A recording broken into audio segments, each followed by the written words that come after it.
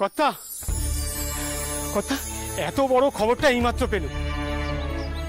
আমি লোক পাঠিয়ে দিচ্ছি, রৌকো ঠিক হলেই আমরা বেরিয়ে পড়ব। রান্না তৈরি আছে, সকলে খেতে বসো ভুজঙ্গ দাদা। এ কি দি ঠাকুর, আবার খাওয়া দাওয়া? আমাদের দেরি হয়ে যাবে। কর্তা, খেতে বসো, অনেকটা পথ, খালি পেটে যাত্রা করতে পারবে না। আজ্ঞা কর্তা।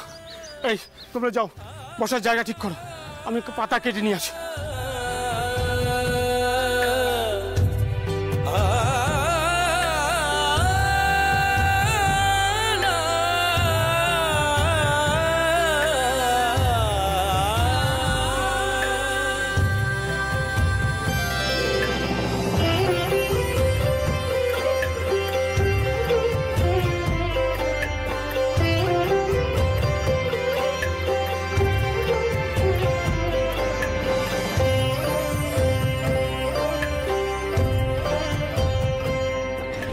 মা অন্নপূর্ণার পায়ে আমি নিজেকে সঁপে দিয়েছি কাল। আমি আর সংসারে ফিরব না, এখানেই থাকবো। সেখানে শুধু শুধু মায়ের জড়িয়ে পড়ে থাকাটা আমারই ভুল ছিল। আর ভূপাল এখন খানিকটা বড় হচ্ছে। আপনার কাছে তো সে এখন বেশ থাকে।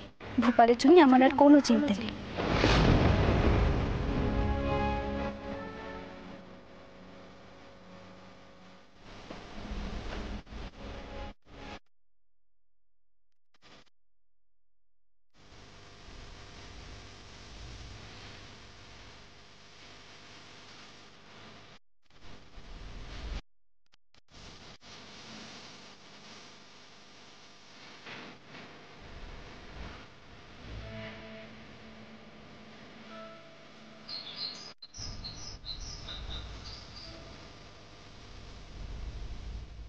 আপনাদেরকে আর একটু দিই।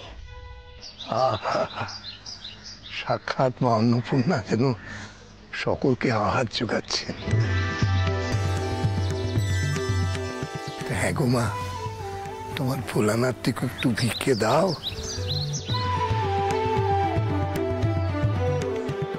বাবা, আমি আপনার রান্না জোগাড় করে রেখেছি। আমি তো আর নিজের হাতে আপনাকে খাওয়াতে পারিনি। আমার আহার সাথে দেরি আছে মা, আগে তো মায়ের পুজো করব। তুমি আগে অতিথিদের খাওয়াও, কেমন?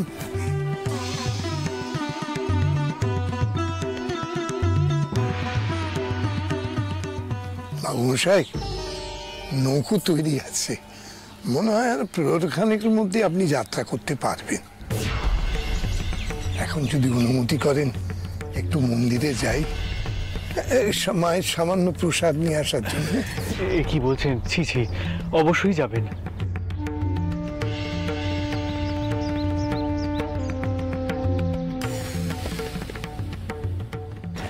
মা অন্নপূর্ণার পায়ে আমি নিজেকে সঁপে দিয়েছি কাল। আমি আর সংসারে ফিরব না, এখানেই থাকবো। চটকু কি তোমার বাবা মশাইয়ের খুব প্রিয়, তাই তোমার বাবা মশাই যতক্ষণ না চটকুকিকে দেখছেন ততক্ষণ তেনার মন কিছুতেই শান্ত হবে না। পারলে আমার মেয়েকে আমার মুখে নিয়ে এসো। যতক্ষণ না চটকুকি আসছে ততক্ষণ আমি অন্য জল কিচ্ছুটি মুখে তুলব না। কর্তা, আমরা তাহলে ঘাটে যাই। হ্যাঁ যাও, তোমাদের ছোট দিদি ঠাকুরনকে আমি নিয়ে আসছি।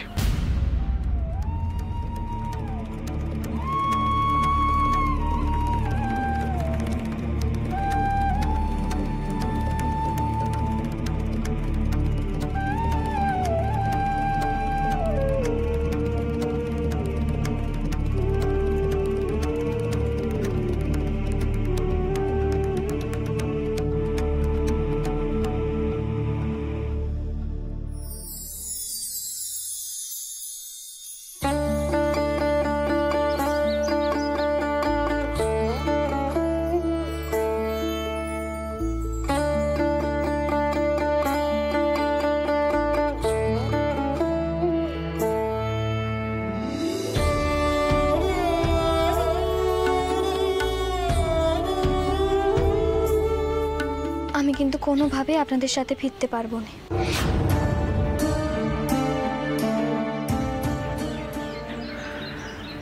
নিজের সিদ্ধান্ত নেওয়ার কোনো অধিকার নেই তোমার। কেন? কারণ তোমার দায়িত্ব নিয়েছি আমি সকলের সামনে, তাই তোমার বিষয়ে সিদ্ধান্ত নিলে সেটা মেনে চলা উচিত তোমার, তাই নয় কি? সে অধিকার আপনার নেই, কারণ বের রাতে আপনি আমাকে কইছিলেন যে আপনি কোনোদিনই আমাকে স্ত্রীর মর্যাদা দিতে পারবেন না, আর আমিও কইছিল আপনার কাছ থেকে আমি কোনোদিনই ওদিকে চাইবো না। কিন্তু আমরা অন্যটাও তো ভেবেছিলাম, ঠিক করেছিলাম তো, লোকজনের সামনে আমরা অন্যরকম ভাবে থাকবো। তুমি কাউকে কিছু না বলে কয়ে বাড়ির থেকে চলে গেলে। সবার কি অবস্থা হয়েছিল সেটা ভেবে দেখেছো তুমি?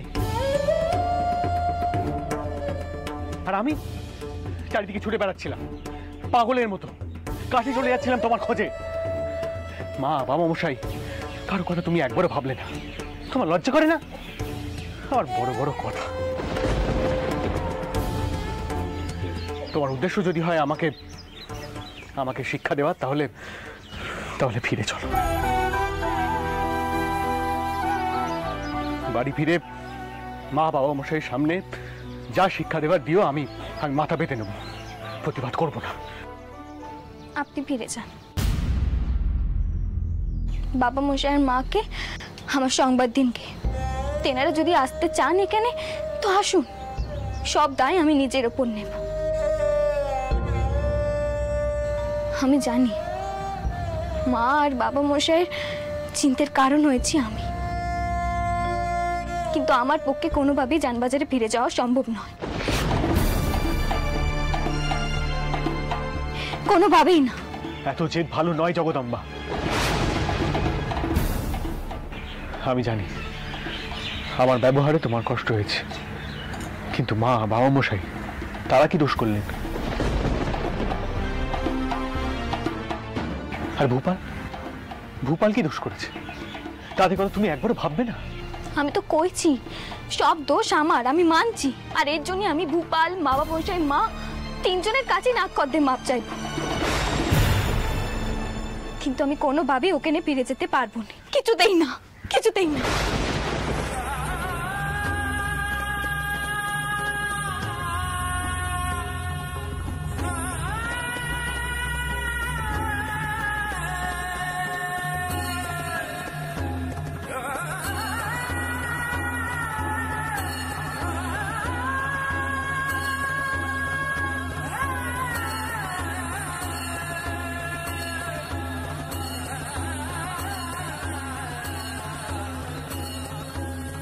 মাগো, এখন কথা বলবো? হয়তো অনধিকার চর্চা করছি, তবে তুমি আমার কন্যা সমতো, তাই আর কি। মা, তুমি অন্নপূর্ণার পায়ে ঠাঁই পেতে চাইছো। জানো তো মা, দেবী কেন অন্নপূর্ণার রূপ ধারণ করেছিলেন? আমাদের ভোলানাথ একদিন দেবীকে বলেছিলেন, এ জগৎ মায়া, খাদ্য মায়া। দেবী রুষ্ট হয়ে অদৃশ্য হয়েছিলেন। ভোলানাথ সারা জগৎ খুঁজতে খুঁজতে এসে দাঁড়িয়েছিলেন কাশীতে। তার দ্বারে ভিখারি হয়ে জগতের খাদ্যাভাব দূর করার জন্য দেবীর প্রসাদ পেতে। মা, আজ তোমার ভোলানাথ এসে দাঁড়িয়েছে তোমার সামনে ভিখারি হয়ে। তার প্রতি তুমি প্রসন্ন হও মা, ফিরে যাও মা, তুমি ফিরে যাও।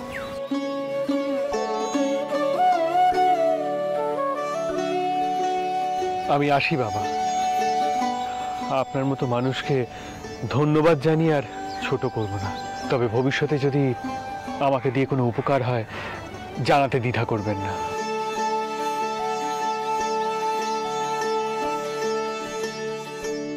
বাবা মশাইয়ের শরীর ভালো নেই, উনি বড় কাতর হয়ে পড়েছেন। এতক্ষণ তোমায় জানাইনি কারণ আমার মনে হয়েছে তুমি অকারণে ভয় পাবে।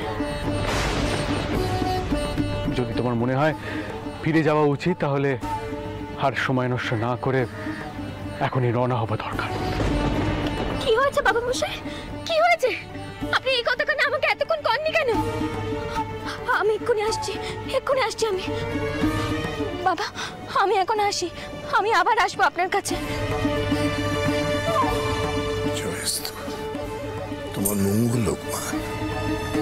ধরো মায়ের প্রসাদ, কিচ্ছু চিন্তা করবে না, ভগবান সকলের মঙ্গল করবেন।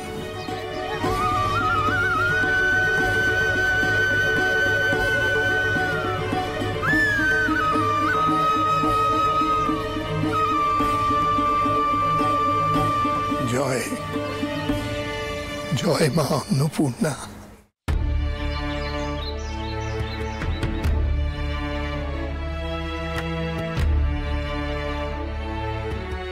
দিদি, বড়ঠাকুর এখন কেমন আছেন গো? আগের থেকে ভালো রে। কিন্তু মা, মথুরবাবুর কাছ থেকে তো এখনো কোনো খবরই পেলুম না। এভাবে আর কতক্ষণ অপেক্ষা করবো তুমি কও দেখি? এবার তো আমাদেরকেও নোট পাঠাতে হবে, আমাদেরকেও তো জানতে হবে যে সেখানে কি হচ্ছে। তা তো ঠিকই, তাছাড়া মথুর আমাদের চোরকুকুর কোনো খোঁজ পেয়েছে কিনা তাও তো আমরা জানতে পারছি না। এখন আর কাকে কোথায় পাঠাবে বলো তো? খুড়িমা, মতিবাবু তো আর একা যাননি, পাইক নেটেল সবাইকে নিয়ে গেছে। চটকুকির কোনো খবর পেলে নিশ্চয়ই পাইকদের দিয়ে কয়ে পাঠাতেন। চটকুকির কোনো খবরই তো আমরা জানতে পাচ্ছি না। এমন একটা কাজ করে ফেললো না মেয়েটা। অবশ্য ওর কি দোষ? যেমন কর্ম তেমন ফল। পদ্ম, আমার এইসব কথা শুনতে আর ভালো লাগছে না পদ্ম। তুমি বরং এদিকে এসো, তুলসী মাকে জল দাও, নিজের প্রার্থনা করো, আর বলো যাতে বাড়ির সুখ শান্তি আবার ফিরে আসে।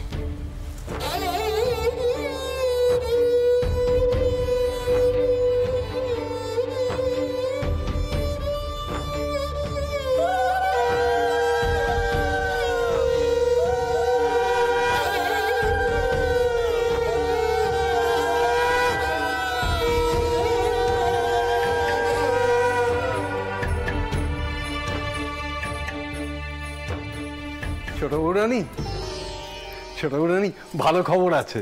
ভালো খবর? কি খবর নায়ক মশাই? ঘাটে নৌকো ভিড়েছে, পাইক লেঠেলা সব নেমেছে, আর সেজবাবু আর ছোট দিদি ঠাকুরও আসছেন তাদের পেছনে। চটকুকি পেরেছে? হ্যাঁ, সেরকমই তো শুনলুম পাইকদের মুখে। ও দিদি, তুমি আগে যাও, তুমি শিগগির বড়ঠাকুরকে খবরখানা দাও দিদি। যাও, সত্যি দিদি তোমার বিশ্বাসে জোর আছে। যাও। নাই চাচা, কইছিলুম যে তুমি চটকুকিকে নিজের চোখে দেখেছো? না, আমি দেখিনি, তবে পাইকদের কাছে শুনেছি, তারা দেখেছে। শুনছেন আপনি? আমাদের প্রার্থনা শুনছেন? শুনছেন?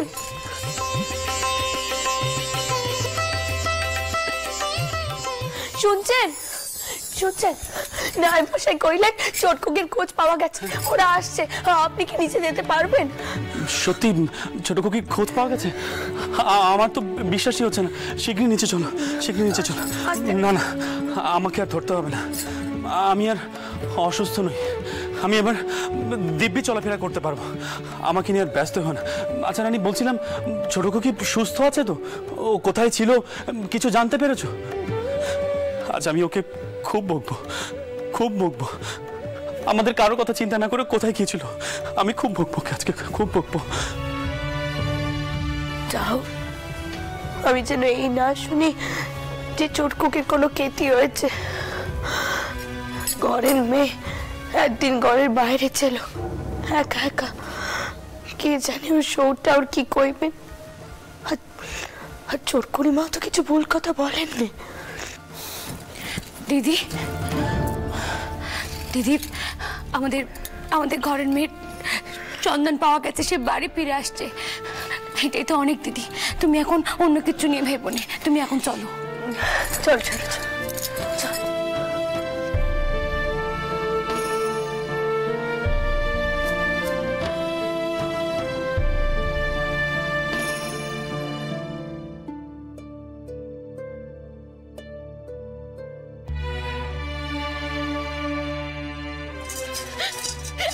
করি। কোথায় গেছিলি তুই? কোথায় গেছিলি? তোর কথা ভেবে ভেবে সকলে কি হাল হয়েছে তুই জানিস? চিনতে চিনতে বাবা মশাই শরীরের কি দশা হয়েছে, আর মাই কতটা হয় ছেড়েই দিল। মিস্ত্রি বাবু মশাই এখন কেমন আছেন গো? কোথায় তিনি? ঘরে? ছোট খুকি, এই তো মা, আমি এখানে। তোমাকে যে কি বলি এখন, কোন আকেলে তুমি এইভাবে? বাবু মশাই, আমি ভাবিনি আপনি অসুস্থ হয়ে পড়বেন বাবু মশাই। আপনি এখন কেমন আছেন বাবু মশাই? আমি জানি আমি আপনাকে খুব কষ্ট দিয়েছি। আপনি আমাকে মাফ করে দিন বাবু মশাই, মাফ করে দিন। থাক ছোট খুকি, ওঠো।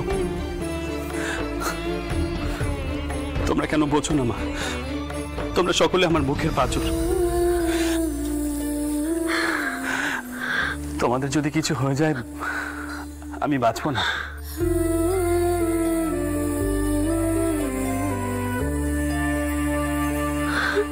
সে যখন কি আমাকে ছেড়ে চলে গেছে, ওর কথা আমার সারাক্ষণ মনে হয়, আর আমি ভেতরে ভেতরে শেষ হয়ে যাই। তার কোনো ভালো মন্দ এখন আর আমার হাতে নেই, কিন্তু ছোট কি তোমার ভালো মন্দ সব দায়িত্ব তো আমার।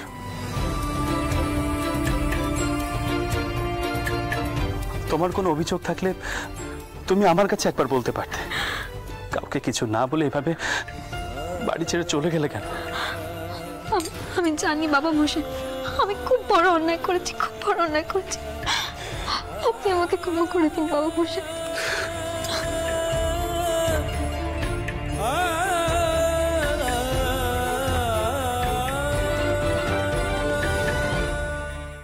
মা, এখন আপনি জল অন্ন গ্রহণ করবেন তো? মধুর, টাওয়ার ঘর থেকে আমি অনেক আগেই বেরিয়েছিল। টাওয়ারের ওপর আমার বিশ্বাস ছিল টাওয়ার কোনো ক্ষতি হতে দেবেন, আর অন্য জল গ্রহণ করবো বই কি। তুমি তো অসাধ্য সাধন করেছো মধুর। তুমি যা করেছো আমি যে তোমাকে কিরকম ভাবে কৃতজ্ঞতা জানাবো আমি জানি না মধুর। তুমি কিছু মনে করো না বাবা, আমি তোমাকে অনেক ভালো মন্দ কথা শুনিয়েছি, কিন্তু বিশ্বাস করো মধুর, আমার মাথা ঠিক ছিল না তখন। মা, এই আপনি কি বলছেন? আপনি তো ঠিক কথাই বলেছিলেন। স্ত্রীকে রক্ষা করাই আমার কর্তব্য, যে কর্তব্য আমি পালন করতে পারিনি।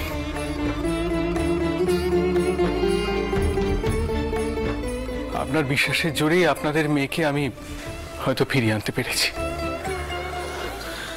মা, জগদম্বা কাশি যাবে মনস্থির করেও সে যায়নি। পাশে এক অন্নপূর্ণার মন্দিরে সে আশ্রয় নিতে চেয়েছিল। এক সহৃদয় সেবায়েত তাকে আশ্রয় দিয়েছিল। সত্যি আমার ভাবতেও ভয় করছে, যদি একটু এদিক ওদিক হয়ে যেত তাহলে কি সর্বনাশটাই না হতে পারত। থাক বাবা মধুর, এসব কথা এখন থাক। কি হতে পারতো সেসব ভেবে আর এখন লাভ নেই। তোমরা সকলে নিরাপদে ফিরে এসেছো, এই অনেক। আমার তো এখনো বুকটা ধরপড় করছে।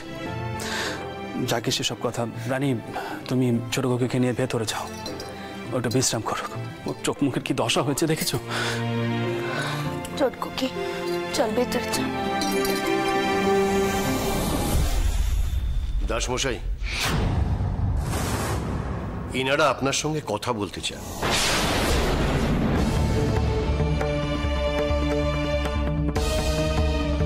আপনি জানেন নিশ্চয়ই, বাচস্পতি মহাশয়ের দেহান্তের পর বর্তমানে তর্কালঙ্কার মশাই ব্রাহ্মণ সমাজের প্রধান।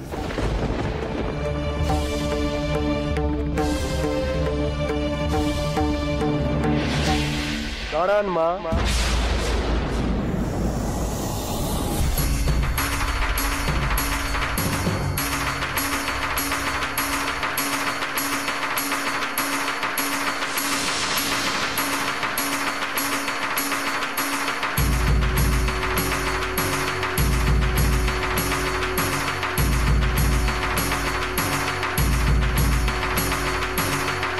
দাস মশাই, আপনার কন্যার বিষয়ে আমাদের কিছু কথা আছে।